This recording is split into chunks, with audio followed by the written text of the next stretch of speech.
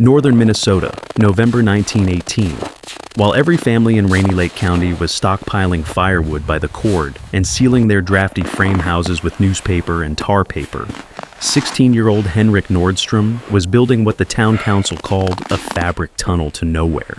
The structure stretched 48 feet from his tiny shed to the communal well at the edge of the property line, constructed from salvage canvas, wool blankets, and what appeared to be every scrap of cloth the orphaned boy had scavenged from the abandoned textile mill. The corridor stood 7 feet tall and 4 feet wide, its walls bulging with mysterious layers, its roof sagging under burlap sacks stuffed with something the neighbors couldn't identify.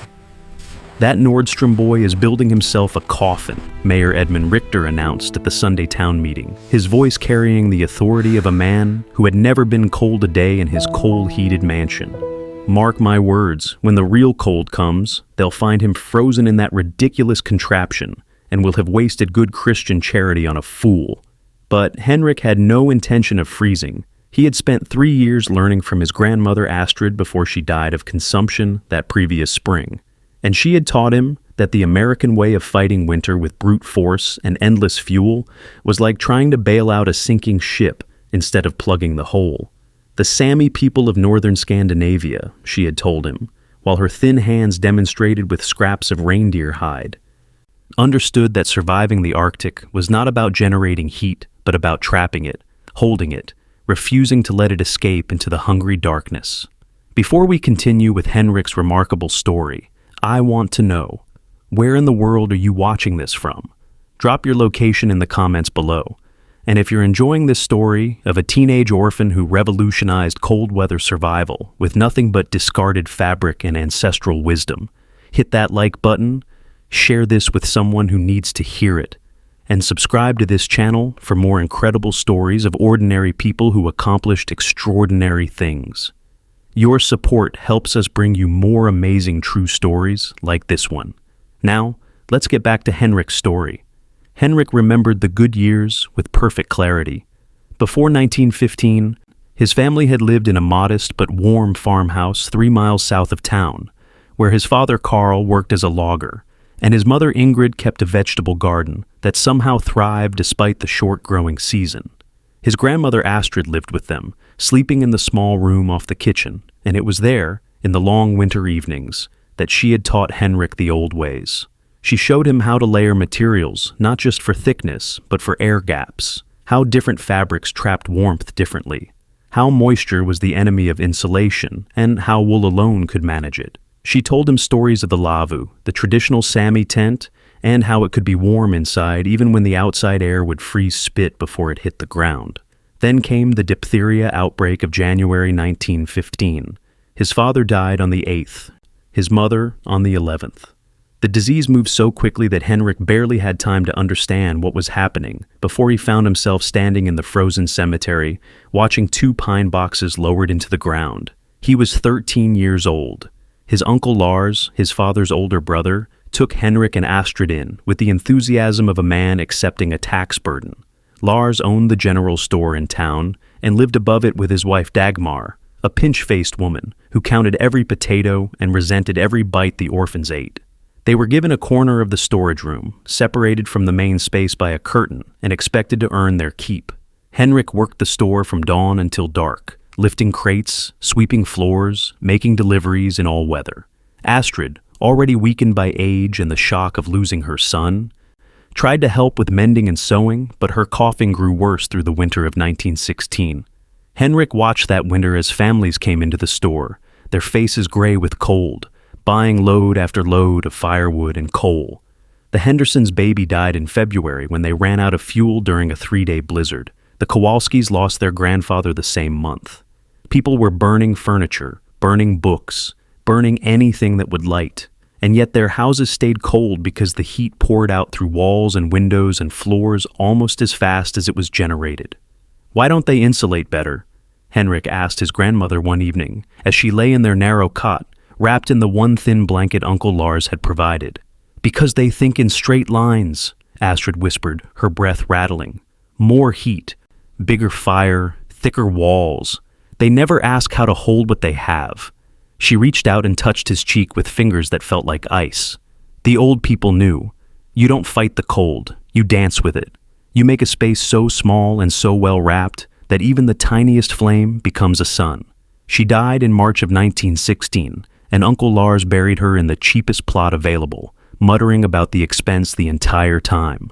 For 2 more years, Henrik endured his uncle's house, but he was watching and learning. He saw that the store's back room, packed with fabric bolts and clothing, stayed warmer than the main room, even though it had no stove. He noticed that the wine bottles stored in sawdust never froze while the ones on the shelves sometimes did. He observed that his uncle's house, for all its wood consumption, had cold corners and drafty hallways, while the tiny storage room where Henrik slept, cramped and crowded with goods, held warmth better despite having no direct heat source. The final break came in September of 1918. Henrik, now 16 and nearly as tall as his uncle, suggested that they could save money by insulating the store's exterior with layers of cardboard and fabric before winter arrived. Uncle Lars exploded. "You think you know better than me? Better than men who've been building in this country for 50 years? Your grandmother filled your head with savage nonsense, and I've had enough of it. You're old enough to make your own way now. Get out." Dagmar smiled as she said it. Henrik suspected she had been pushing for this moment since the day he arrived. He left with what he could carry: 2 wool blankets that had been his grandmother's, a canvas tarp, a small knife, a battered pot, $3.40 he had saved from occasional tips, and the clothes on his back. He also took something Uncle Lars didn't notice was missing: a leather journal where Astrid had sketched designs and written notes in a mixture of Norwegian and Swedish, documenting everything she remembered about Sami winter survival techniques. The only property Henrik could afford was a piece of land nobody wanted, a 1/4 acre on the northern edge of town, mostly rock and scrub, with a leaning shed that had been abandoned for 5 years. The previous owner had died owing taxes, and the county was happy to sell it for $2. The shed was 8 feet by 10 feet, with gaps in the walls wide enough to throw a cat through and a roof that leaked in 17 places. The well was 48 feet away, communally owned, the only water source for that section of properties. Henrik stood in the shed on the first night and watched his breath plume in the October air. Uncle Lars had given him until the end of the month to clear out. It was October 3rd. Winter would arrive in earnest by late November. If he tried to survive in this shed using conventional methods, sealing the gaps, running a stove, burning fuel, he would either freeze or bankrupt himself buying firewood within a month. The shed was too drafty, too exposed, too poorly constructed to save. But as he stood there, watching the wind slip through the gaps, he thought about what his grandmother had said: "Don't fight the cold. Don't try to heat a space that can't hold warmth. Instead, create a space so well insulated, so carefully layered, that even body heat alone could keep it survivable." The problem was not the shed. The problem was getting from the shed to the well without freezing and creating a system that would let him survive on almost no fuel. If you want to find out how Henrik's impossible cloth corridor sheltered 16 people through the deadliest ice storm in Minnesota history and changed how the entire region thought about cold weather survival, subscribe to this channel and tell me in the comments where you're watching from. Because what Henrik Nordstrom built with nothing but scavenged fabric would prove more effective than houses that cost 100 times as much. Henrik spent 2 weeks just observing. He watched how the wind moved across the property, noting that it came primarily from the northwest and that the shed, positioned behind a slight rise in the ground, had some natural protection. He watched where snow tended to accumulate and where it was blown clear. He noted that the communal well, positioned in a small depression, was actually less windy than the surrounding area. He watched the sun's angle dropping lower each day, calculating where what little winter sunlight existed would fall. Most importantly, he walked to the abandoned textile mill 2 miles south of town and spent 3 days exploring its ruins. The mill had burned in 1912, but the fire had been contained to the main production building. The warehouse, less valuable and thus less thoroughly salvaged, still contained treasures: bolts of canvas deemed too smoke-damaged to sell, wool blankets that had been moth-eaten, burlap sacks by the hundreds, hemp rope, wooden spindles, and, most valuable of all, enormous quantities of raw wool and cotton that had been compressed into bales and abandoned. The textile owners had taken their machinery and left everything else to rot. Henrik made 8 trips with a borrowed handcart, working at dawn and dusk, when fewer people would see him scavenging. He hauled back 12 bolts of canvas, 47 wool blankets in various states of decay, 230 burlap sacks, coils of rope, and 6 bales of compressed raw wool. He also salvaged lumber from the warehouse, thin boards mostly, that had been used for shelving. The conventional approach to connecting the shed to the well would have been a wooden walkway, perhaps with a roof, but lumber was expensive, and even if Henrik had built such a structure, it would have provided no warmth. People would have told him to just make multiple trips to the well each day, carrying water back to heat indoors, keeping his outdoor exposure brief. But Henrik had learned from his grandmother about the lavu's layered walls and from his own observation about trapped air spaces. He was going to build something different. He started on October 20th with the framework, using the scavenged lumber and more wood he purchased for 80 cents from a farmer tearing down an old barn. He constructed a simple tunnel frame, wooden hoops bent from green saplings and thin boards, connected by horizontal supports, creating a passage 7 feet tall at the center, 4 feet wide, extending the full 48 feet from shed to well. The frame itself was flimsy, and neighbors who passed by shook their heads. The structure looked like the skeleton of some collapsed beast. Then Henrik began the layering that would make everything work. First, he attached an inner layer of canvas directly to the frame, creating a basic tunnel. This alone would have done almost nothing. But then, working with the meticulous patience his grandmother had taught him, he began adding layers with a specific system. The second layer was burlap sacks, each one stuffed with the raw wool he had salvaged, then sewn shut. He attached these wool-filled sacks to the outside of the canvas, overlapping them like scales, creating a layer 3 inches thick that covered the entire tunnel. The principle was simple, but revolutionary. The canvas inner layer created an initial barrier against wind. The wool-filled sacks created insulation, but, more importantly, the wool could absorb moisture from the air inside the tunnel and release it to the outside, preventing the deadly accumulation of condensation that would have frozen and destroyed other insulation materials.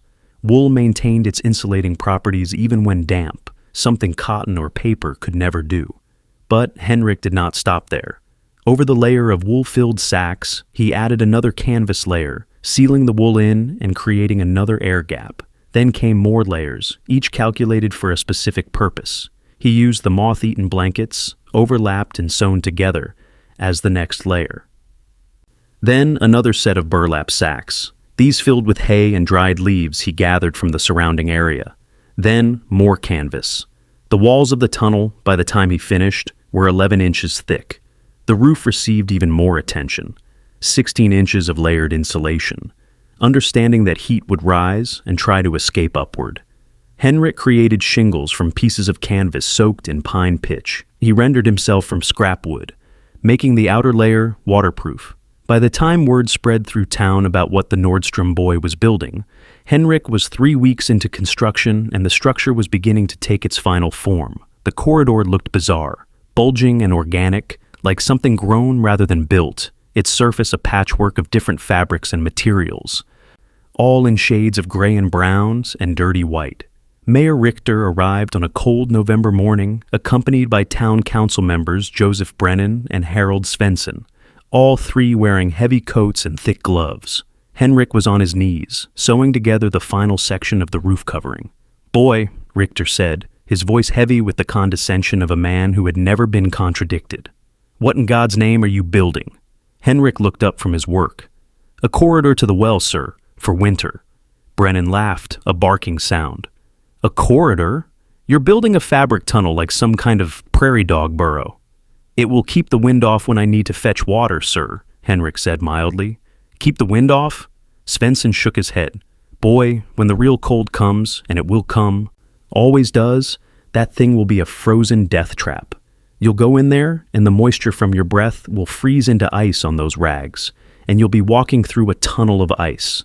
You'll slip and crack your skull, or you'll freeze to your knees trying to get to the well." "I don't believe it will freeze inside, sir," Henrik said. Mayor Richter's face reddened. "You don't believe it will freeze? It's going to be 20, 30, 40 below zero out here, boy. Everything freezes. Water freezes, spit freezes. And you think your little rag tunnel is going to stay warm? Not warm, sir, just not freezing. There is a difference. There's a difference between alive and dead, too." and you're going to find out which side you're on," Richter said. He turned to the others. "We've done our Christian duty. We've warned him. When they find his body in January, let the record show we tried." They walked away, their laughter carrying on the wind. Henrik returned to his work. He had no time for their mockery. Winter was coming, and he had more to do. The entrance and exit of the corridor required special attention. Henrik created double-door systems at both ends, an outer door and an inner door with a small chamber between them, each door made from canvas stretched over a wooden frame and insulated with wool. The principle was one his grandmother had explained: never let outside air flow directly into a warm space. The chamber between the doors acted as a buffer, a place where the cold could be stopped before it penetrated further. Inside the shed, Henrik applied the same layering principle to the walls and roof, using every remaining scrap of material. He created a space within a space. The outer shed walls remained as they were, gaps and all, but inside, he built a room just 6 feet by 8 feet by 6 feet tall, with walls 8 inches thick of layered fabric, wool, and hay. He left just enough room for a narrow cot, a small iron stove he purchased for $1.20 from a widow selling her late husband's tools, and a shelf for his few possessions.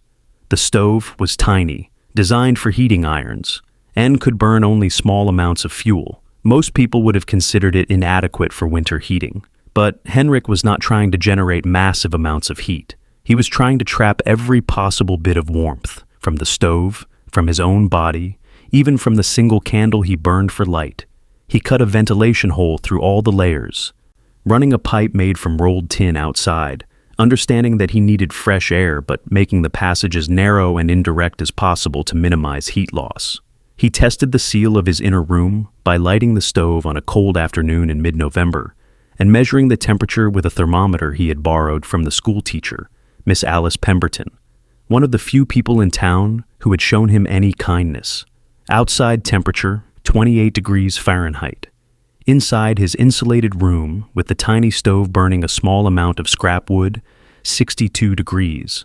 The stove had been burning for only an hour and had consumed perhaps a pound of fuel. Henrik did the calculations. A typical house in town, trying to maintain similar warmth, would burn 20 to 30 pounds of wood in the same time. His structure was operating at approximately 25 times the efficiency. He returned the thermometer to Miss Pemberton and told her his findings. She looked at him with something between concern and fascination. "Henrik, that is remarkable if it is accurate. But you must understand, people will not believe you. They will think you are lying or mistaken." "Then I will keep records," Henrik said. "Every day. Temperature outside, temperature inside, fuel consumed. The numbers will speak for themselves." By late November, Henrik had moved into his tiny insulated room, and the corridor to the well was complete. The structure had cost him in total $8.60 in purchased materials, 3 weeks of hard labor, and every scrap of salvage material he could find. It looked absurd, a bulging fabric tube connecting a shed to a well, like something a child might draw. Henrik's daily routine began before dawn. He would wake in his insulated room, which had stayed above 40 degrees overnight with no fire. The insulation alone, trapping his body heat in the small space, had kept it survivable. He would light the tiny stove, burning scraps of wood he collected from the mill grounds or purchased in small quantities from farmers. Within 30 minutes, the room would warm to a comfortable 55 or 60 degrees. Then he would walk the corridor to the well. The first time he made this journey in truly cold weather, it was December 2nd, and the outside temperature was 12 degrees. He discovered that the corridor, just from the small amount of warmth escaping his room and from being shielded from the wind, maintained an internal temperature of 36 degrees, above freezing. The moisture from his breath did not freeze into ice. The floor did not become treacherous. He could walk the passage in regular clothes, pump water from the well, and return to his shed without ever truly exposing himself to the dangerous cold. He began keeping his promised records in a careful hand in a notebook he made from scrap paper. Date, time, temperature outside, temperature in corridor, temperature in room, fuel consumed, observations. He found work around town, odd jobs that paid a few cents here and there. He repaired a fence for the Johnsons, earning 15 cents. He split wood for the church, earning a quarter. He cleaned the schoolhouse. And Miss Pemberton paid him with food rather than money: bread, cheese, apples. He was scrupulously reliable, showing up exactly when he said he would, working without complaint. And people began to trust him, even if they thought he was a fool about his living situation. He spent what little money he had only on essentials: a few pounds of oats, a pound of lard, a sack of potatoes, small amounts of wood when his scavenging could not keep up with his needs. He kept his stove burning at the lowest level that would maintain comfort, never wasting fuel, never overheating his space. December brought the first serious cold. The temperature dropped to 8 below zero on the 16th, and the town braced for a hard winter. Families were burning through their wood piles faster than expected. The general store, now run entirely by Uncle Lars since Henrik's departure, did brisk business in fuel and cold weather supplies. Henrik, in his insulated room, burned 6 pounds of wood over a 24-hour period and maintained an internal temperature of 54 degrees, while the outside air could freeze exposed skin in minutes. On December 20th, he received a visitor, the first person to approach him with curiosity rather than mockery.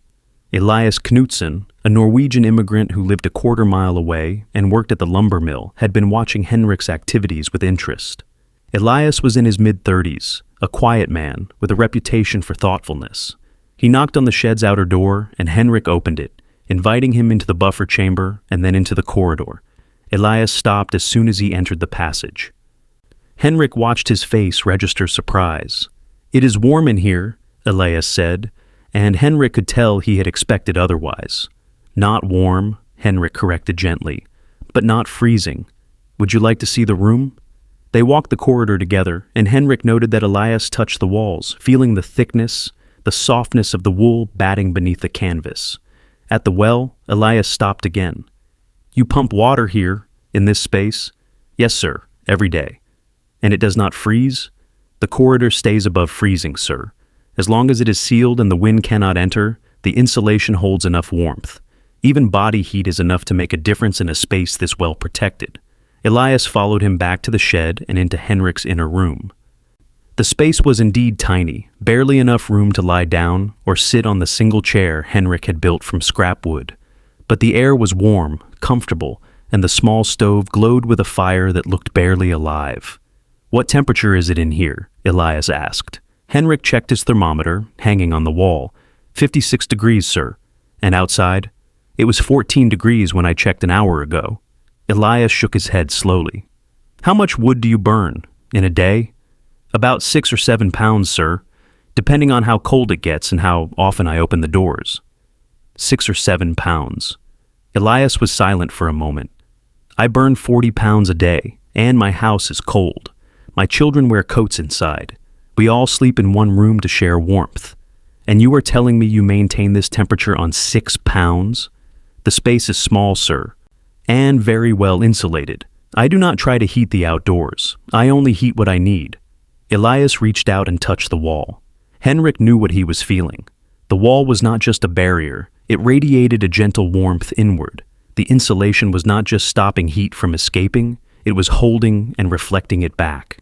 "This is what your grandmother taught you?" Elias asked. "The principles, yes, sir. The Sami people of the north have survived in conditions colder than this for thousands of years. They understood that survival is not about fighting the cold with force, but about working with what you have and refusing to waste anything." Elias nodded slowly. "What you have done is clever, Henrik, truly clever. May I tell others?" "Of course, sir. There will be people who will not believe me." Henrik smiled slightly. "I know, sir." Elias left, and Henrik returned to his routine, but he felt less alone. One person had seen, had understood, had called it clever rather than foolish.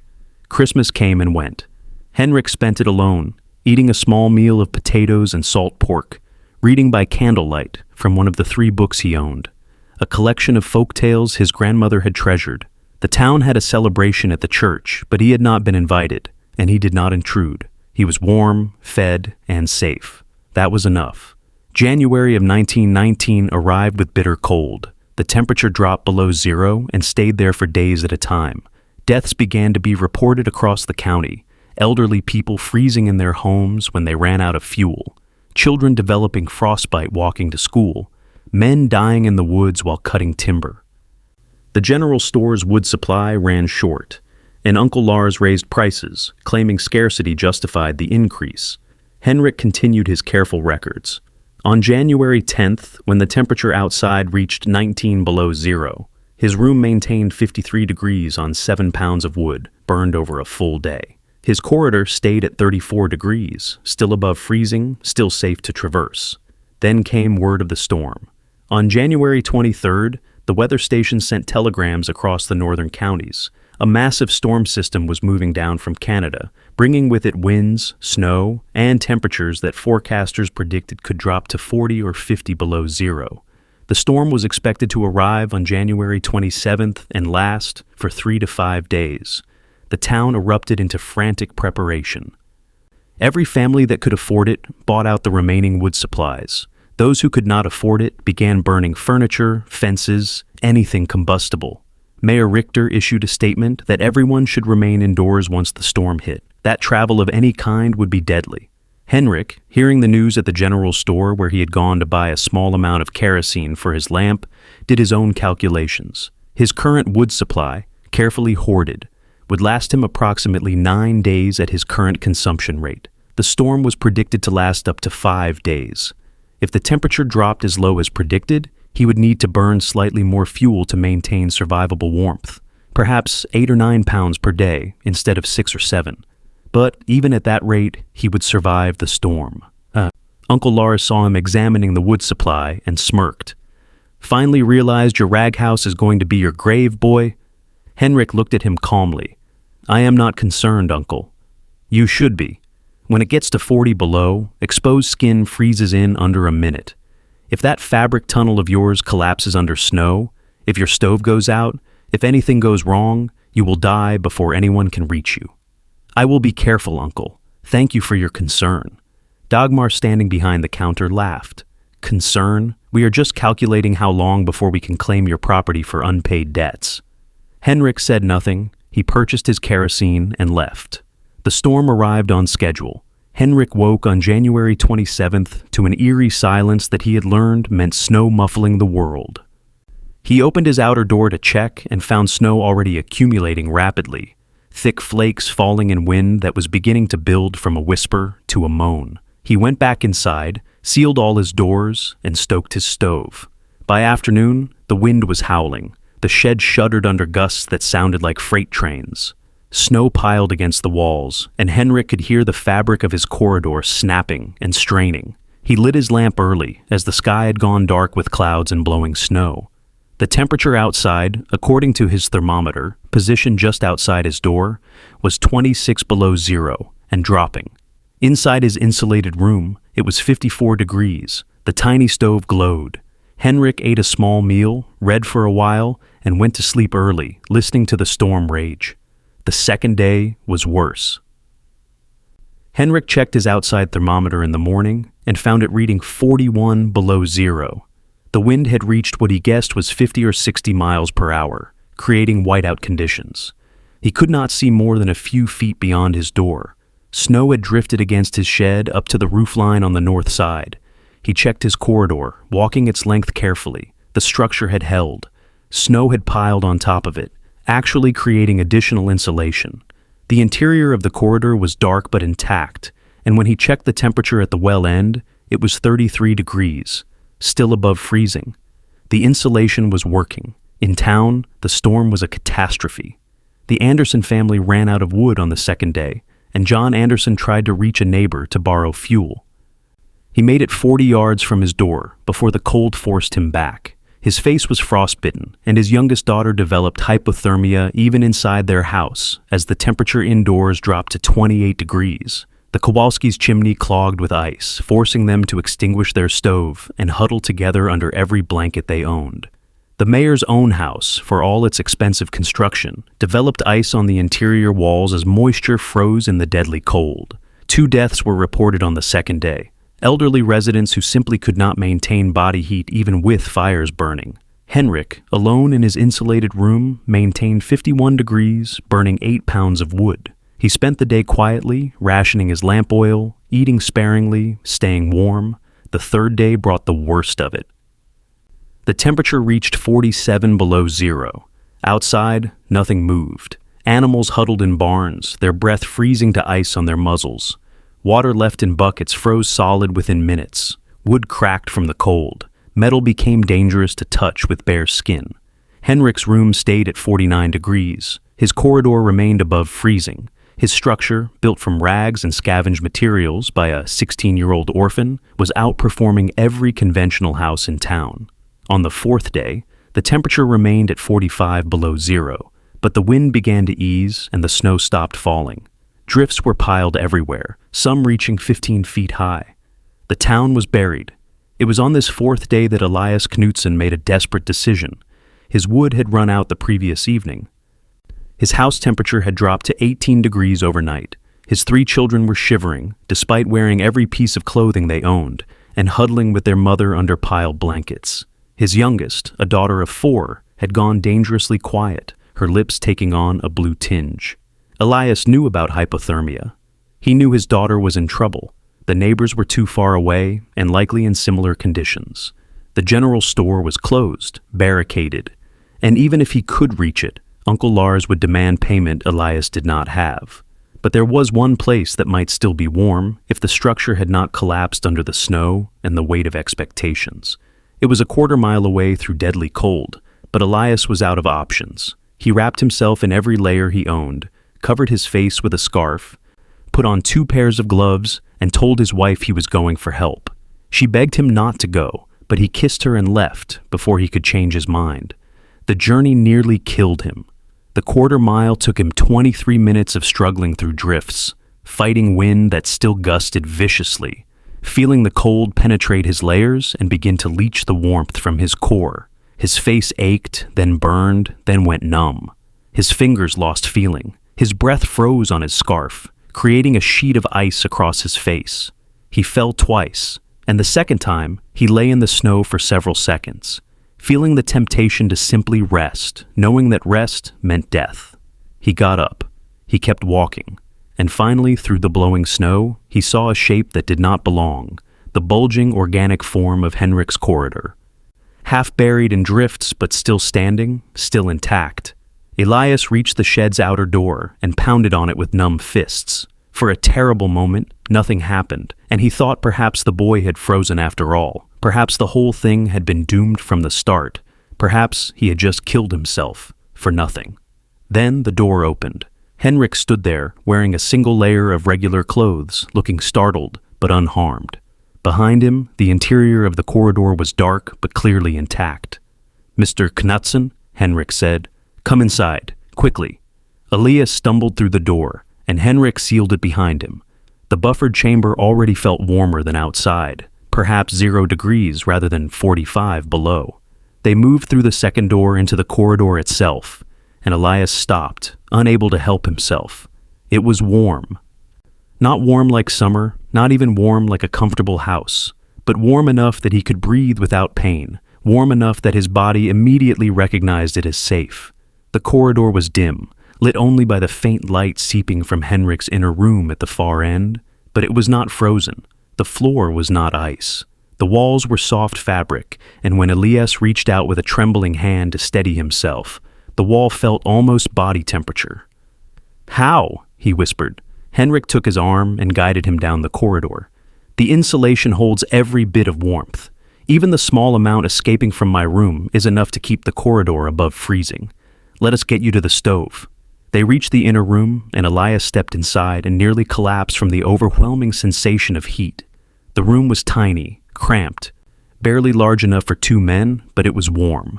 The thermometer on the wall read 48 degrees, not luxuriously warm, but survivable, comfortable even. The small stove glowed softly. Henrik guided him to the chair and wrapped a blanket around him. "Sit, sir. Let your body adjust. Do not warm too quickly or it will hurt." "How much wood are you burning?" Elias asked through chattering teeth. "I increased it because of the extreme cold," Henrik said. 9 pounds per day for the last 3 days. 9 pounds. Elias started laughing, a slightly hysterical sound. 9 pounds. My house, which is now freezing my family to death, burned 40 pounds per day and stayed cold, and you, in your rag tunnel, are warm on 9 pounds. Henrik said nothing, just checked Elias's fingers and face for frostbite. Finding some concerning white patches, he warmed a cloth in water, heated on his stove, and applied it gently to the affected areas. You need to get your family here, sir. Your daughter especially. This room is too small for all of us, but the corridor is warm enough to prevent hypothermia if you have blankets. And I can increase the fire. You would do this? Shelter my family? Of course, sir. Elias recovered enough to make the journey back, and returned 2 hours later with his wife Maria, their 3 children, and every blanket they owned. Henrik helped them into the corridor, where he had hung additional fabric at intervals to create smaller chambers. With more bodies generating heat, the corridor's temperature rose to 38 degrees. The children, wrapped in blankets in their makeshift chamber, stopped shivering. Maria cried with relief. Henrik increased his fire, burning 12 pounds of wood over the next 24 hours to compensate for the additional people and the opening and closing of doors. The inner room, with himself and Elias and the oldest child sleeping in shifts, maintained 46 degrees.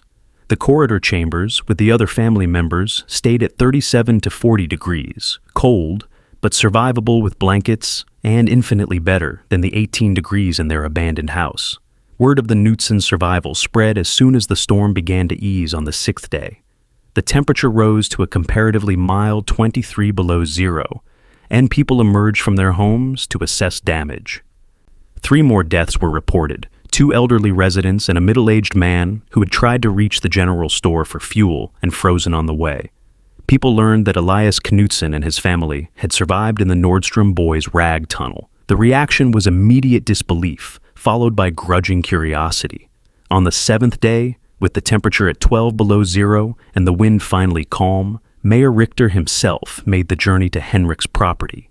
He came with Joseph Brennan and Harold Svensson, the same council members who had mocked the structure in November. They arrived to find the Knutson family preparing to return to their house, now that wood could be safely transported. Henrik opened the door, and the men entered the corridor. Henrik watched their faces as they registered what they were feeling: warmth, safety, the complete absence of wind. They walked the length of the corridor in silence, examining the walls, the construction, the simple but effective design. In the inner room, Mayor Richter stared at the thermometer. Outside temperature, visible on the thermometer, Henrik had positioned just beyond the door, 12 below zero. Inside temperature, 54 degrees. The small stove glowed with a fire that looked barely sufficient to heat a closet, let alone maintain this level of comfort. How much wood? Richter asked, his voice lacking its usual bombast. 9 pounds per day in extreme cold, sir. 6 or 7 in normal winter cold. I have detailed records if you would like to examine them.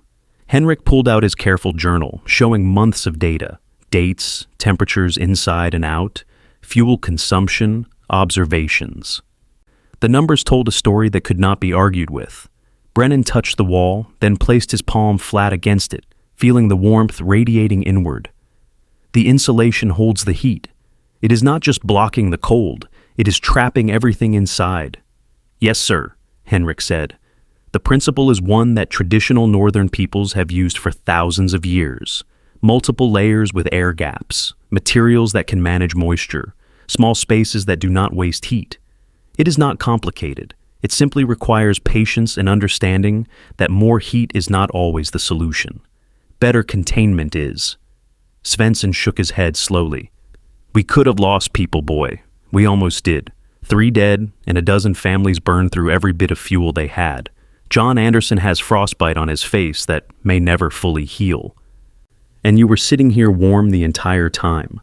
I tried to tell people, sir, back in November, but we mocked you, Mayor Richter interrupted. His face was not apologetic exactly, but something had shifted. We called you a fool and predicted your death. You were looking at what I built with the eyes of men who had always done things a certain way, sir. I do not blame you for your doubt. You should. This was Maria Knutson, standing in the corridor with her children. You should blame them. They could have learned from you in November and had 3 months to prepare. Instead, they laughed, and people died. The mayor had no response to this. Elias stepped forward. Henrik, I want to learn how to build this, properly, every detail, and I want to help you teach others." Henrik looked at him and nodded. "I will teach anyone who wants to learn, sir. The knowledge does not belong to me. It belonged to my grandmother and her people, and they would want it shared." Within a week, Mayor Richter had arranged for Henrik to present his design to a town meeting. 73 people attended, crowding into the church hall, eager to understand how a teenage orphan had survived conditions that had nearly killed families with far more resources. Henrik brought his journal and his diagrams, and he explained the principles clearly and without condescension. Layers, air gaps, moisture management through wool, small spaces, minimal fuel, observation of natural patterns, patience. Elias Knutson became his primary assistant. Together, they helped 11 families over the following month to retrofit their existing structures with improved insulation, or to build corridors and buffer chambers that would make fuel usage more efficient. Henrik never asked for payment, though families gave what they could: food, materials, a few dollars here and there. The techniques began to spread beyond Rainy Lake County. A professor from the University of Minnesota, hearing about the design, traveled north in March to interview Henrik. The professor, Dr. Raymond Olson, was an engineer specializing in cold weather construction. He examined Henrik's structure, reviewed the data, and departed with extensive notes. He published a paper 6 months later in the Journal of Northern Engineering titled "Traditional Insulation Principles in Modern Application," a case study from rural Minnesota. The paper credited Henrik by name and described his techniques in detail. Over the next 5 years, variations of Henrik's design were built across northern Minnesota, northern Wisconsin, and parts of Michigan. Not everyone adopted the techniques. Many were too invested in conventional methods or too proud to learn from a boy who had started with nothing. But enough people learned that, when the next major cold snap hit in January of 1922, deaths from exposure were markedly lower in communities where the insulation principles had been adopted. Henrik continued living in his original structure, gradually improving it until 1923. That year, at age 21, he married Alice Pemberton, the school teacher who had lent him her thermometer and who had watched his progress with quiet encouragement. They built a small house together on the same property, incorporating his insulation principles into the design. The house was modest but efficient, requiring only a fraction of the fuel that comparable houses used. Henrik worked various jobs, sometimes as a carpenter, sometimes as a laborer, sometimes consulting on cold weather construction. He and Alice raised 2 children, a son named Carl, after Henrik's father, and a daughter named Astrid after his grandmother. The cloth corridor remained standing, maintained and occasionally used, a reminder of where everything had started. The Nordstrom family dog, a mixed-breed mutt named Brune that Henrik had found half-starved in 1920 and nursed back to health, lived with them for 14 years, dying peacefully in 1934. Henrik buried him beneath a birch tree on the property and marked the spot with a stone that read, "Brune, faithful friend." Henrik lived in his efficient house for 39 years. He taught anyone who asked about insulation and cold weather survival, never charging for his knowledge. He built or consulted on 43 structures across 3 states, each one incorporating principles of layered insulation, small spaces, and heat retention. Some were homes, some were corridors like his original, some were shelters for animals or storage buildings. All of them performed far more efficiently than conventional designs. He died in December of 1957, at age 55, from a heart attack while splitting wood in his yard. By that time, his techniques had saved an estimated 700 lives, people who would have frozen in extreme cold, but survived because they had learned to insulate properly, to heat less but contain better, to work with the cold rather than fighting it with brute force. His funeral was held at the same church where he had presented his design nearly 40 years earlier. 247 people attended. They came from across the region, families he had helped, builders who had learned from him, engineers who had studied his work, descendants of people whose lives had been saved by structures built using his principles. His grandson, 12-year-old Jonas, delivered the eulogy. "My grandfather was called a fool when he built his cloth corridor. People said he would die in his rag tunnel, but he did not die. He lived, and he helped others live. He taught us that the old ways, the ways that people who lived close to the land understood, are not superstition or foolishness. They are wisdom. He taught us that questioning how things have always been done is not disrespect. It is how we learn and improve. And he taught us that real wealth is not in what you own, but in what you know and what you share. Rest now, Grandpa. Grandma Astrid is waiting, and the cloth corridor will hold. The original cloth corridor stood until 1963, when it was finally dismantled after 45 years of weathering and use. The insulated house Henrik built remained in the family and is still standing today, modernized but with its core structure intact. A historical marker was placed on the property in 1982, reading, "Site of the Nordstrom Cloth Corridor, 1918." Built by Henrik Nordstrom, using traditional insulation principles, this structure demonstrated revolutionary efficiency in extreme cold weather survival. Nordstrom's techniques influenced cold weather construction across the northern United States. 3 other markers were placed on the property over the years. One for Astrid Nordstrom, Henrik's grandmother, who died in 1916, with an epitaph reading, "Teacher of Old Wisdom." One for Alice Pemberton Nordstrom, who died in 1968, reading "Partner in All Things." And one for Brune, the faithful dog, reading simply, "Friend." The ice storm of January 1919 tested an assumption that had gone unchallenged in rural Minnesota, that surviving extreme cold required massive amounts of fuel, expensive construction, and constant vigilance. That the only way to fight deadly cold was with overwhelming heat, and that anyone without significant resources was doomed.